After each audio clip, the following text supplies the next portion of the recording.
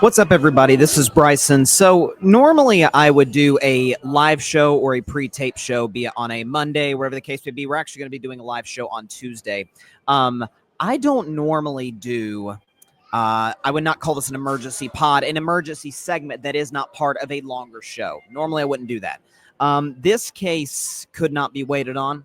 I could not wait till Tuesday to get this out there in terms of my take on what has happened recently surrounding the world of Major League Baseball, more so surrounding a deeper discussion in America. So I'm sure some of you are aware. If you're not, I'll let you guys in on a little secret. The Department of Defense, most specifically the Army, removed a page surrounding Jackie Robinson from its website. Jeff Passan, who's basically the Adam Schefter for baseball of ESPN, does a great job. Salute Passan many times on the show. Jeff Passan reached out to the Department of Defense, to the Pentagon, for comment.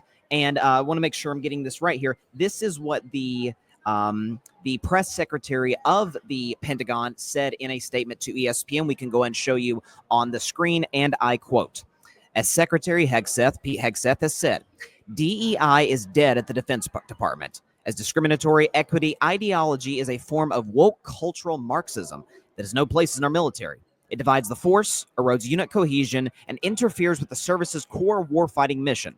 We are pleased by the rapid compliance across the department with the directive removing DEI content from all platforms. In the rare cases that content is removed either deliberately or by mistake, that is out of the clearly outlined scope of the directive. We instruct the components and they correct the content accordingly," end quote. So Jackie Robinson's page was eventually brought back onto the Army's website, as have been the pages for some other folks. So here's what I find hard to believe, because TMZ recently interviewed Representative James Comer from the state of Kentucky.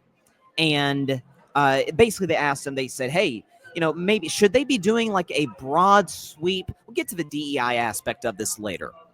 Should they be doing a broad sweep over the history and highlighting certain minorities who have been successful or served in general in the armed forces, in the military? Should that just be a broad sweep and take everything off and then remove and then put some stuff back in later, such as they did with Jackie Robinson? And basically what Representative Comer said was, hey, it's the AI system, it's the algorithm, it just, there's some errors, it's not gonna be perfect, blah, blah, blah. Okay. So first of all, I don't believe you, Representative Comer. I don't believe you, Secretary of Defense Pete Hegseth. But let's play both sides of this coin. On one side of the coin, it is, let's say that they had the best of intentions. Let's play that game. And people like Jackie Robinson, and I also wrote this down, they took the webpage of Medal of Honor recipient Major General Charles Calvin Rogers off the Pentagon website and changed the word medal in the URL to DEI. Again, more on the DEI aspect of it later in this segment. But took his webpage off. Okay, the Air Force, about a month ago, briefly removed training videos that included footage of the Tuskegee Airmen, as well as the Women Air Force Service pilots, also known as WASPs. Took them off. Some of their training videos did the Air Force. Also, Arlington National Cemetery removed a page about World War II vet and civil rights activist Medgar Evans from its website. So this has been a clear directive, as outlined, by the way, by the press secretary at the Pentagon, to remove quote-unquote DEI from its from its website. Basically, part of its ideology away from our military. Okay. Let's say the best of intentions are the case as it relates to the AI aspect of it and the algorithm aspect of it. Okay, then that means if you have the best of intentions, the algorithm that you have is worse than the basic TikTok, Twitter, YouTube, Instagram, Facebook, you name it, algorithms that we as average everyday citizens have. I have a very hard time believing that the United States Department of Defense has a worse algorithm than Instagram. I have a very hard time believing that. If that's the case, then I guess we're just incompetent. I guess we don't even know what we're doing. So that's bad as is. But what's more likely, what's more believable, not an outright lie, is This algorithm that Representative Comer speaks of, that the defense secretary speaks of, that the press secretary at the Pentagon speaks of. But let's say you said, hey, ChatGPT, write me a 10-page essay on the Civil War. Just blank statement. Blank statement. Write me a 10-page essay in the Civil War. And it probably tells you about the major battles in the war. It probably tells you how it started, when it concluded, the major players in the war, be it generals, soldiers, the Confederacy, the United States of America. Obviously, Abraham Lincoln is a massive part of the story. Tells you start to finish. Just say, tell me a story about the Civil War in 10 pages. But if I put in that algorithm, write me a 10-page essay on the Civil War that also highlights some of the shortcomings of President Lincoln, well, then it's not necessarily going to line up with the original paper that I would have asked for, correct? Because I'm asking for different things. I imagine that is a very similar situation, what happened at the Department of Defense. What is remarkable to me is this new definition. Can we put up that statement one more time? And just want to kind of zero in on the first part of that second line. DEI, they've redefined it as discriminatory equity ideology, as opposed to, of course, diversity, equity, and inclusion, which is what it actually is. Basically, Jackie Robinson, for a brief time, was under that said doctrine, if you will, that the Department of Defense has put into their algorithms to erase from their websites. It's sad that I have to say this. It is literally impossible, because let me back up for a second, set this up correctly, because they sent an updated statement. ESPN got an updated statement from the press secretary at the Department of Defense. It said, here's a really interesting line that I saw, okay? Everyone at the Defense Department loves Jackie Robinson, as well as the Navajo Code Talkers, the Tuskegee Airmen, the Marines at Iwo Jima, and so many others. We salute them for their strong and, in many cases, heroic service to our country, full stop. We do not view or highlight them through the prism of immutable characteristics such as race, ethnicity, or sex. Okay, let's stop it right there. Of course, any individual is not defined. I'm Bryson Carver. I'm not defined because I'm white. That's not my defining characteristic. With that said, Jackie Robinson was a man who happened to be black. With that said, it is literally impossible to tell the story of Jackie Robinson without telling you about his experiences, very detailed, of racism. It's literally impossible. And not just in baseball, because we know the fact that he had to jump through multiple hoops just to get in the sport. More on that in a second. But my man, again, Jeff Passan, who was all over the story and did a fantastic job covering it in real time. Jeff Passan talked about the racism Jackie Robinson suffered. We know about his experiences in Major League Baseball generally. How about in the Army? Let's go and put up we're going to put it in divided two so you can see, because it's a relatively long tweet. Jeff Passan. He said, since the story on the Department of Defense website on Jackie Robinson has been deleted, here are the details of his service in the United States military. In 1942, Robinson was drafted and reported to Fort Riley, Kansas. By early 1943, he was commissioned as a second lieutenant before joining the 761st Tank Battalion, also known as the Black Panthers. This is put up the second part of this, okay? A year later, after Robinson boarded an Army bus, the driver asked him to retreat to the back. Robinson refused, more than a decade before Rosa Parks. Robinson was court-martialed and later acquitted. He spent the rest of his military service at Camp Breckenridge, where he coached Army athletics teams. Robinson was honorably discharged in November 1944. So his story, Jackie Robinson's story, is not unlike many, virtually all of the stories of those who were in the military who were black up to that time, and even since, to a certain degree, even after the military was desegregated by President Truman in 1948, these stories are very, very similar about how they served a country. Is that not as great of patriotism? Let's just think about that as you could possibly imagine. I'm going to serve my country. I'm going to potentially risk my life for this country against the evils of the world and come back and be treated as a second-class citizen.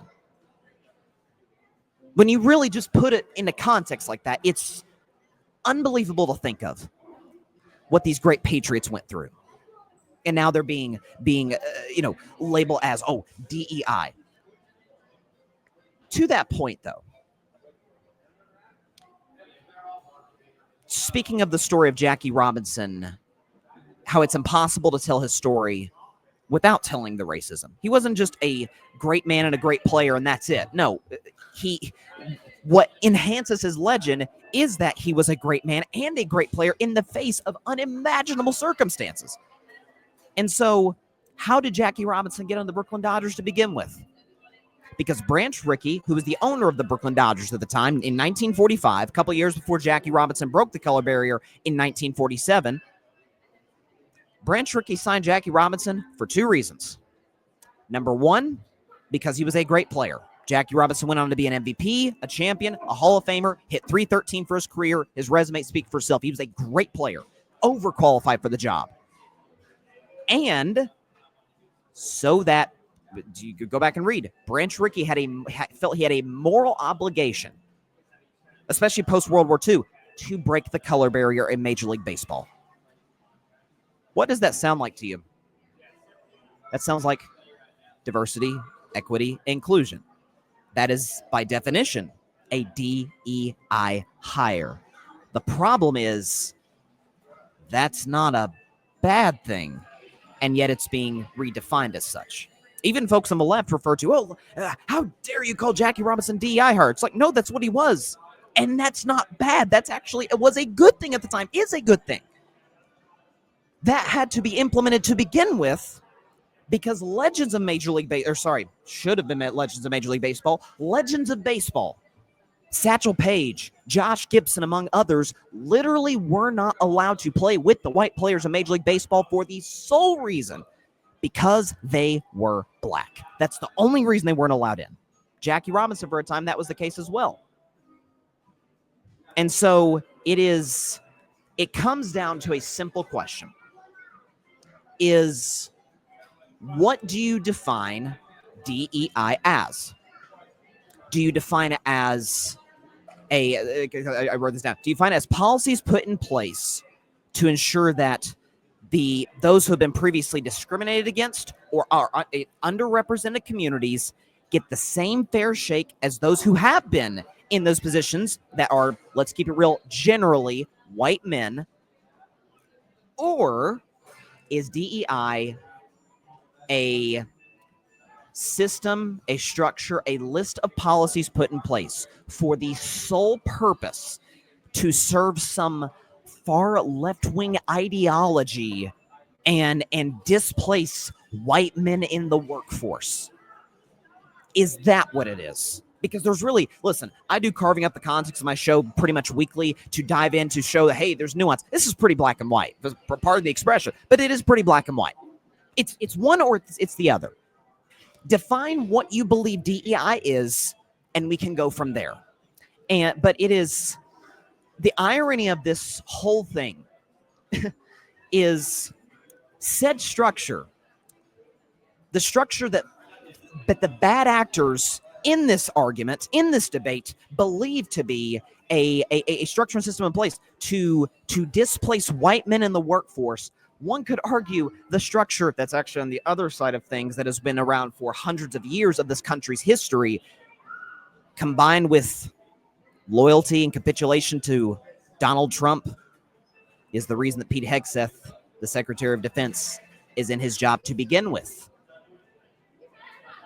Oh, my friends, the irony of a man who is not qualified to be in his position talking about others not being qualified for theirs, removing those who were overqualified for their position and serve this country with honor. The fact, people are like, oh, well, they were put on back on the website to begin with.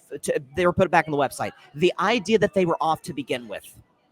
And to add insults to Medal of Honor recipients, the Tuskegee Airmen, the WASPs, the Navajo Code Talkers, all of it. The fact that they were removed to begin with. The fact that civil rights activists who were World War II vets were removed from Arlington National Cemetery's website to begin with.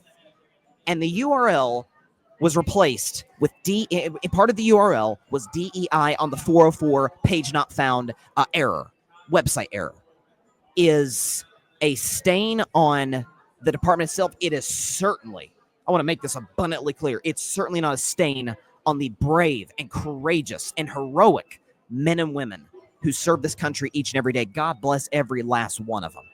They're heroes. It's a stain on the department head itself, Secretary Hegseth. Shame on you. And it is yet another example of how many folks, even today in 2025, are absolutely relentless to attempt to erase Black history, to whitewash American history itself. That happens in public schools every day with our history books, which are immensely flawed. It is those that are trying to downplay this either don't understand the significance of it, or worse, do understand the significance of it and are participating anyway. And so, listen, there was no way I was going to wait until Tuesday's live show to do this. I will see everybody then. It'll either be at 6 p.m. Eastern or 9 p.m. Pacific time, or 6 p.m. Eastern or 9 p.m. Eastern Standard Time Tuesday night, either before 8 o'clock spot or after. There was no way I was not going to comment on this, because it is absolutely positively disgusting, unpatriotic, un-American in every sense of those terms. And the Secretary of Defense Hegseth, who we knew was unqualified, and the guy was a Fox News host before he got hired. Come on. Should be ashamed of himself. The department should be ashamed of itself. And it's a stain on this country's history that this happened to begin with. As if racism itself was a big enough stain. This is just a continuation of that. Thanks so much for watching the show on YouTube, and be sure to go click that big red subscribe button and check out the other clips and full shows from Carving It Up Live, as well as our other incredible content creators here on the Grid Network.